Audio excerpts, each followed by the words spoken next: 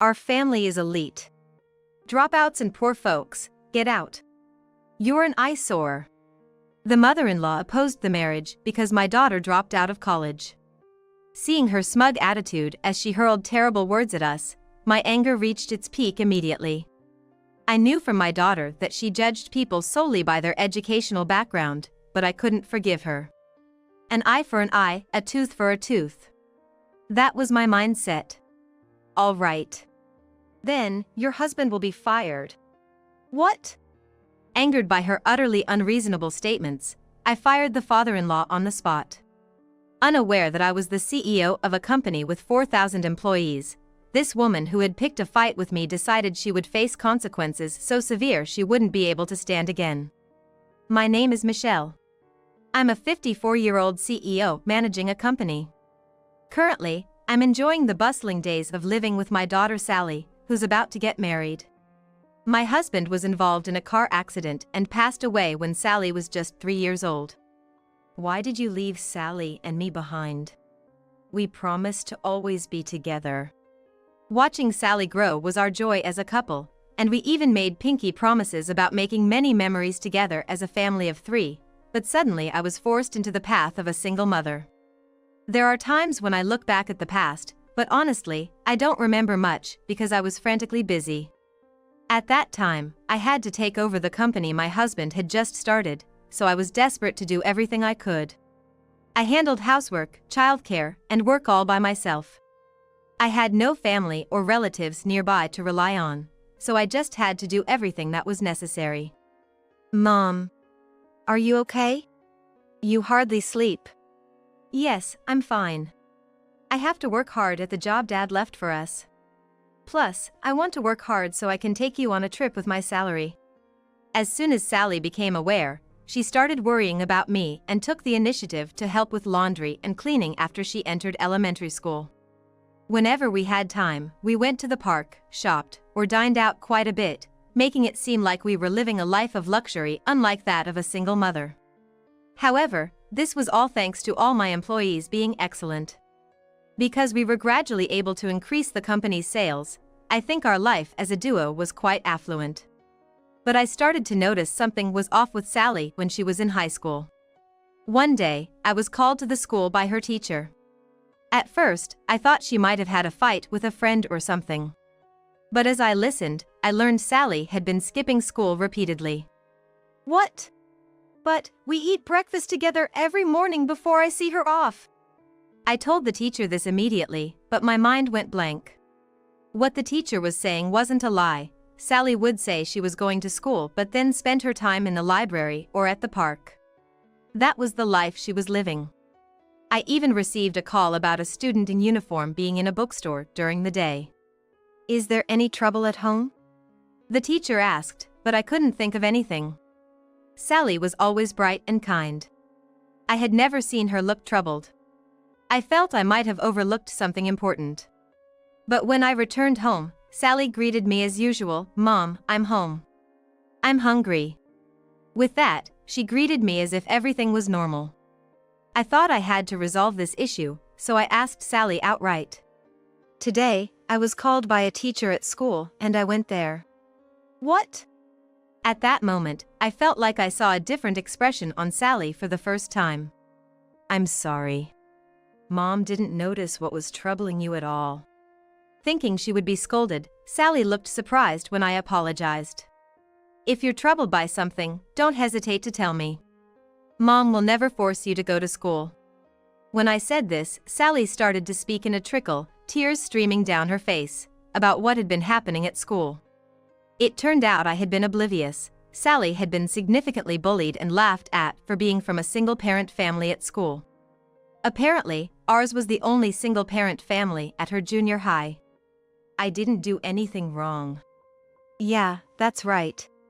Sally hasn't done anything wrong. The bad one is me. I'm sorry for not noticing how much Sally was hurting. We talked until dawn that day, and ultimately, I decided that she didn't have to force herself to go to school. We were already at the point of deciding her future path, but to be honest, that didn't matter to me at all. She tried to attend school on days she felt well, but it seems she never really fit in with her class until the end. At the beginning of her school, she seemed to have friends she got along with, but even they drifted away after finding out she was from a single-parent family. By the time of graduation, Sally seemed to have come to terms with her situation, saying, "The world is interesting because of the variety of people in it. Everyone else is just small-minded." Of course, I agreed with Sally. I have the company my late husband started, and thanks to our hard-working employees, we can live this life. But if we didn't have them, I don't know how we'd be seen by those around us. Afterwards, Sally graduated from high school without choosing to continue to higher education. Ultimately, her highest education level was high school, but in today's world, you can start over as long as you have the will to study. So, I thought it was okay to wait until that time comes. Sally started working right after high school, working harder than I had imagined. My dream is to marry the man I love and become a wonderful wife. After turning 20, Sally occasionally mentioned marriage, leading me to guess she probably had a boyfriend. "Hey, did you get a boyfriend, Sally?" "Yeah, you caught me." "That's right. We've been dating for a year now. His name is Sam. He said he wants to marry me." "That's great. You're already talking about marriage." As we enjoyed a leisurely dinner for the first time in a while, excitedly talking about Sally's future dreams, it seemed she was facing a big obstacle again. "Actually, when I was out on a date with Sam, we happened to run into his mom." "Oh. Really? And she was that kind of person?" "Well, kind of scary and maybe a bit mean. She talked about education too." "I see." From what I gathered, his mother seems to be someone who values education in an old-fashioned way. It's outrageous to verify someone's final education level at the first meeting, but according to Sam, it's a common occurrence. Of course, Sally honestly told her she was a high school graduate, but she looked pale and frozen when she heard it. "It's unbelievable. I haven't heard of anyone being just a high graduate nowadays." "Sam, are you really okay with this? You should think it over. This girl is definitely not suitable for you, Sam." Saying such harsh words in front of Sally. As a mother, I was furious at these unbelievable remarks. But then, I wondered how Sam had reacted to his mother. Did he protect Sally? It turns out, Sam defended Sally with all his might. "Mom, I don't want you to judge Sally based on her education alone. Sally isn't the person you think she is. I fell in love with her for who she is, not her educational background." "What? What's that supposed to mean? You can't listen to your own mother's opinion? Everything has gone well because I've been here for you. Don't tell me you've forgotten all the favors I've done for you." "No, that's not it, but I just think Sally is the one for me. That's why I wanted you to understand what's great about Sally." It seemed his mother was unconvinced, but she didn't say anything more about it. Ideally, that should have been the end of the conversation, but afterward, when they were about to leave, his mother forcibly stopped the two of them and insisted on going out to eat. It seemed like she went reluctantly, but even there, his mother looked Sally up and down as if she was something inferior. "I hate to say it, but I don't think I can get along with his mother. It's just weird. I think you'd understand what I mean if you met her." "I see." I was tempted to join in and complain together, but for now, the only option was to watch over Sally, who was hitting a wall. The harassment from his mother seemed to continue. When they were dining together, his mother took the opportunity when Sam stepped away to pay the bill to say she wanted to exchange contact information. "We'll probably be in touch for a while, so I'd like to have your contact info." "Huh? Sam is such a kind person, isn't he? So, I need to protect him from being deceived by people like you." "That's..." Sally thought to herself how much worse she had to be spoken to for this woman to be satisfied, but she was too scared to say anything. And since she couldn't find a reason to refuse, she ended up giving her contact information, but it seems that's when her days of hell began. "I've thought about it, but I really don't think you and Sam are suitable for each other. I won't say anything bad, so could you please leave Sam?" She said she was bombarded with such emails day after day, almost driving her insane. It seemed his mother was fixated on the fact that Sally was a high school graduate, no matter how respectable her job might be now. I never thought about being judged so harshly for my education level. Is being a high graduate really that bad? What are you talking about? That's just a few people talking. You shouldn't worry about it. Yeah, you're right. If you say so, Mom, then it must be true. Yes, absolutely. Be confident. Encouraging Sally not to get discouraged was part of my daily routine. The very notion of educational discrimination doesn't fit with the times, it's just an outdated way of thinking. Still, his mother was not satisfied and eventually said, "I want to see the parents." "I'll convince your parents." Surely, they aren't high graduates as well, are they? What do you mean? We're not high graduates. Good. It would be troublesome to be entangled with such lowly people. Well, for now, bring your parents to this restaurant at 12 p.m. this Saturday. And keep this a secret from Sam. Let's talk, just us. That's what she reported to me. At that time, Sally tried to stand up to his mother in desperation, but it only seemed to ignite his mother's anger even more. But I love Sam. I want to support him for the rest of my life. Huh? Useless. A high school graduate like you can't possibly understand Sam, who's a college graduate. After all, you and I live in different worlds. His mother was determined to break them up, deciding it was useless to argue with Sally and instead resolved to convince me. The more I heard, the angrier I became. That's unbelievable! But his mother seemed serious about it. She was really angry, looked like a demon. Well, we have no choice then. Since we had reached a point where we needed to settle things, I rushed to finish the work I had planned for the weekend to prepare for that day. Of course, I also made some preparations, so I'd be ready for whatever was said. And then the day arrived. When we arrived at the designated restaurant, his mother was already there. Nice to meet you.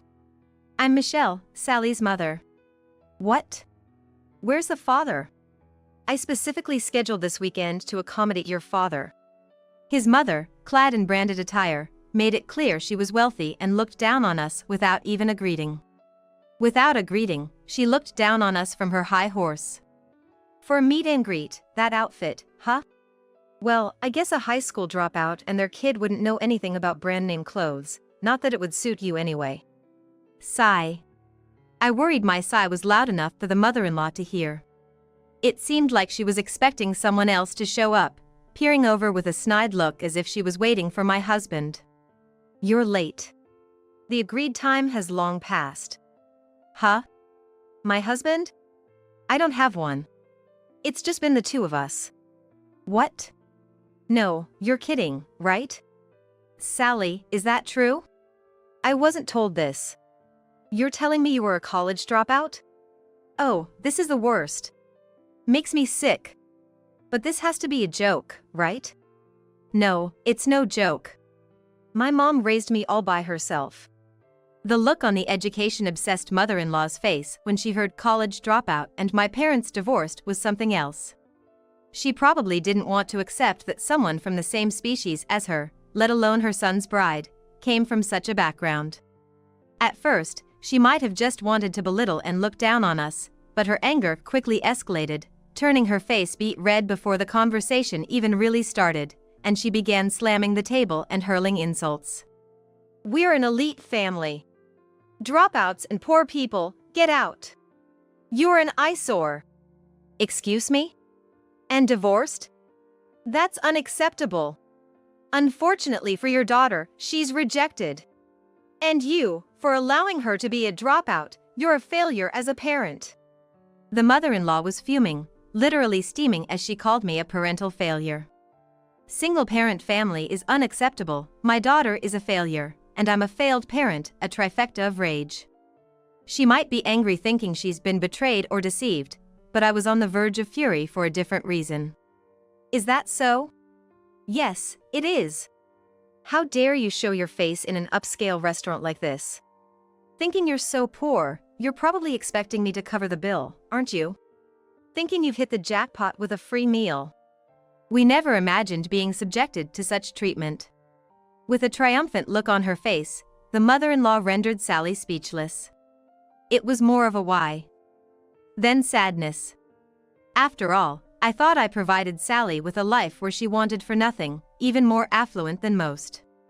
But I guess it's understandable that Sally, with her limited life experience, would find this situation hard to accept. She looked like she was about to cry. How could you say such things? My mom is an amazing person. I want to live my life just like her. And what, exactly, do you plan on emulating from a parent who condoned being a dropout?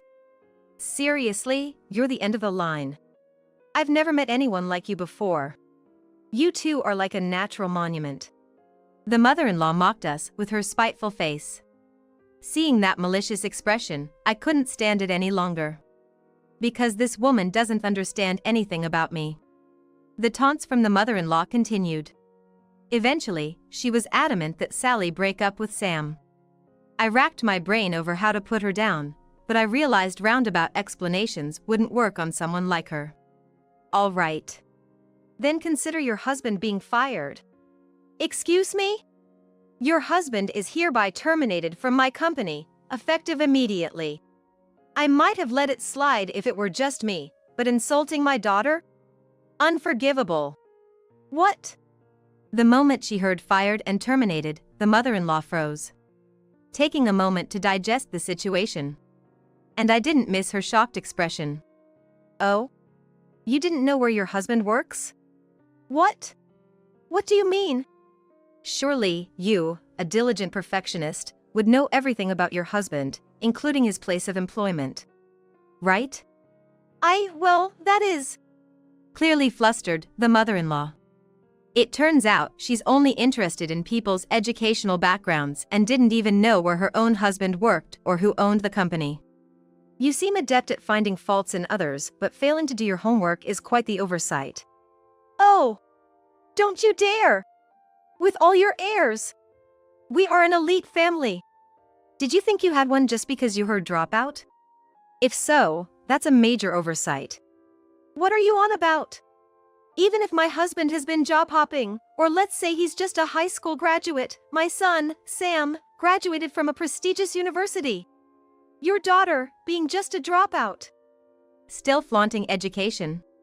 The mother-in-law clearly hadn't realized who had the upper hand at this point. It's true I was raised in a single-parent home and I'm a dropout, but my mom runs a major corporation with 4,000 employees. And your husband is among those employees.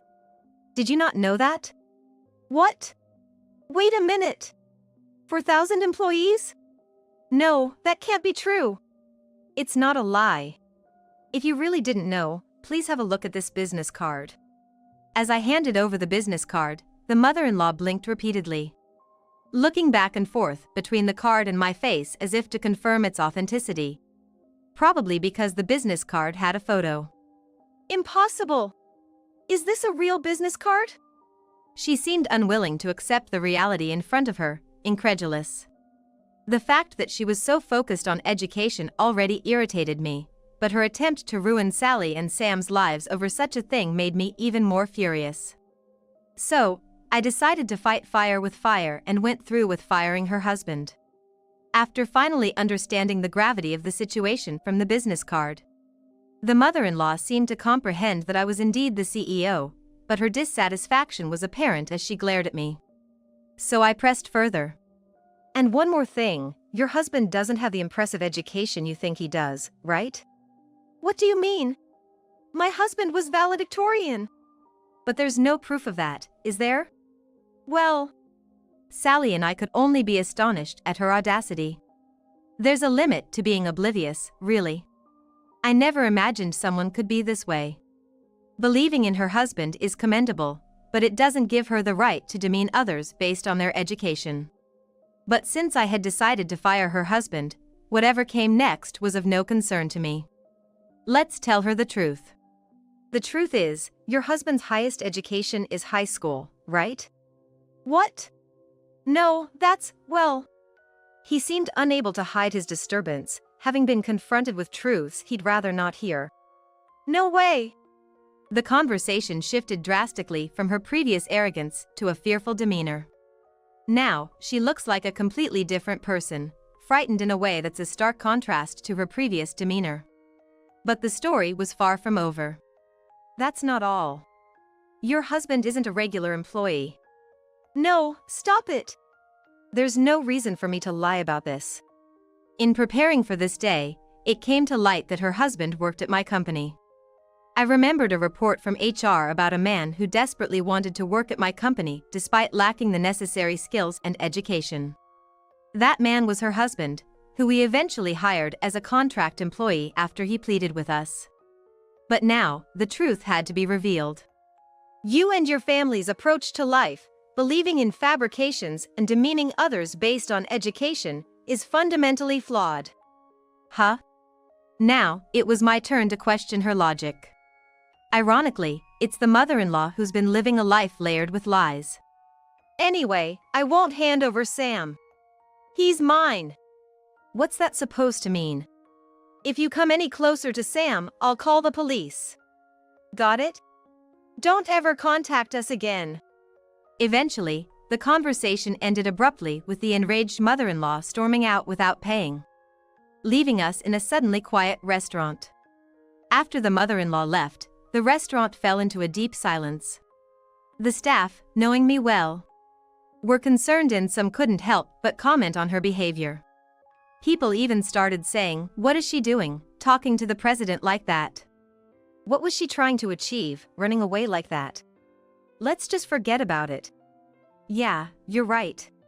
We decided to enjoy the meal at the restaurant, preparing for whatever retaliation she might attempt next. This confrontation was far from over. But if her actions threatened to ruin Sally and Sam's marriage, we had no choice but to act. A week after being berated by her, a call came from her to Sally during dinner. What's the meaning of this? What's wrong? Don't what's wrong me. My husband wants a divorce, and Sam said he wants to cut ties with me. It must be your fault. You're responsible. Pay me compensation. Listening on speakerphone, we were stunned by her loud accusations, marking just the beginning of this tangled affair. Given the situation turned out pretty much as I anticipated, I couldn't help but feel a sense of serves you right towards her. In an effort to calm down his excited mother, Sam, who initially planned to stay silent, spoke up. "Mom? It's me." Sam, darling. Are you still with that woman? I tried calling but couldn't get through. I've been so worried. That woman is no good for you. Come back home right now. Huh? What are you talking about? Haven't I told you numerous times that I'm marrying Sally? Why do you keep interfering? Besides, I'm thinking of cutting ties with you as mother and son. What are you saying? You can't just cut ties with family like that. Sally is a dropout raised by a single mother, you know that, right? It's a terrible idea. She hasn't received a proper education. I'm against this marriage. The mother-in-law was in a frenzy, possibly thinking that Sam was unaware of what she had said at the restaurant. She's the only one who doesn't realize everything is out in the open. You don't think Sam doesn't know about that day, do you? What? Oh, sorry, my mistake. I told Sam everything. What? It seems the mother-in-law was under the impression that Sam was oblivious to their conversation at the restaurant, but my daughter proved to be reliable at such times. It appears she had anticipated the turmoil. I happened to have a voice recorder on me and recorded everything. I thought it was important for Sam to know your true colors. Sam was shocked. It's no wonder he wants to cut ties. What have you done? You're breaking up a family without a second thought. No. All of this is on you, isn't it? As it turns out, Sally had recorded the entire interaction. Feeling a bad premonition, she decided it was best to record everything and let Sam hear it. And that recording proved to be very useful. Sally quickly let Sam listen to the recording, leading to his astonishment and anger. Even the father-in-law listened to the recording, which led to talks of divorce and cutting ties as a family. The conversation was beyond reasonable, and it's only natural for a divorce to happen under these circumstances. Pushed to the edge, the mother-in-law was left with no choice but to accept her fate. Sam, listen to me, please. I just wanted you to be happy. Trying to appeal with a pitiful voice, calling herself mom was just too shameless. But Sam refused to listen to any of it. I never thought you could be such a terrible person. I'm disappointed. Sam, darling, don't say such things. No, I'm done. Seriously done. Rejected even by her beloved son, the mother-in-law was completely out of places to belong. Her son's stance wasn't going to change, no matter how much she cried or pleaded. Dad said the same about you. He's always said you judge people by their education. There are plenty of college dropouts who have succeeded in business out there. Anyway, both Dad and I have decided to cut ties with you, so take care. And don't contact Sally anymore. Please, let's talk, okay? I told you, I can't anymore. With her beloved son declaring their relationship over, the mother-in-law was left utterly defeated. This might very well be the last time we ever speak to her, I thought, and decided to leave her with one last remark. Too bad, huh? What goes around comes around. And just so you know, if you try to hurt my precious daughter again, you won't get away with it. Remember, everything you say and do to Sally comes back to me. No! With the mother-in-law continuing to rattle on. From crying to making excuses. Please, I was wrong. Just let me talk to Sam one last time. Fed up with her insisting on her demands, I cut the call and immediately blocked her number. I also made sure to block her emails. I was a bit puzzled why she would contact Sally, but it turns out Sam had already blocked her number. It seems the in-laws are heading for a divorce, with the father-in-law telling the mother-in-law to pack her bags and leave their home within a few days. The main reason for the father-in-law's decision to divorce wasn't just the criticism of education, but also her attempts to sabotage Sam's happiness. From the beginning of their marriage, the father-in-law had been honest about being a high school graduate, working hard and earning well for the family. To fulfill that promise, the father-in-law went through a phase of changing jobs frequently, working tirelessly for the family without taking a single penny for himself. Perhaps the final straw was being undervalued and looked down upon despite his hard work. It was the mother-in-law who ended up isolated, her adored son also turning his back on her, facing a bleak life that could stretch on for decades. No money, no place to live, no family. It was as if divine retribution had struck at that moment. She deserved it. Having been a stay-at-home mom all her life. She used to act all high and mighty, but now she's forced into a situation where she has to earn her living. Well, she won't be able to maintain the affluent lifestyle she's used to, nor will she be able to act superior to those around her, but she'll have to manage. Apparently, she can't find a job and is currently doing physical labor at a construction site at night. Nevertheless, the wedding date for Sam and Sally was set without further ado. Seeing their happy faces, I couldn't be happier. They seemed to be tied by the red string of fate. As for the father-in-law, despite what was said in front of the mother-in-law about firing him, I actually heard from his colleagues that he's very diligent and valuable to the company. Though his educational background as a high school graduate who joined mid-career might seem lacking compared to other employees, he's now indispensable to the company and relied upon by his juniors. Deciding that I couldn't actually fire such a hardworking father-in-law who contributes so much to the company, I bluffed in front of the mother-in-law. Thus, he continues to work at my company. Becoming relatives through the marriage of these two feels somewhat surreal, but given he's a sincere person, I believe we can build a good relationship moving forward. Sally looks exceptionally happy, which is all I could wish for. Mom, thank you for raising me. I promise to make Sally happy for the rest of my life, so please rest assured.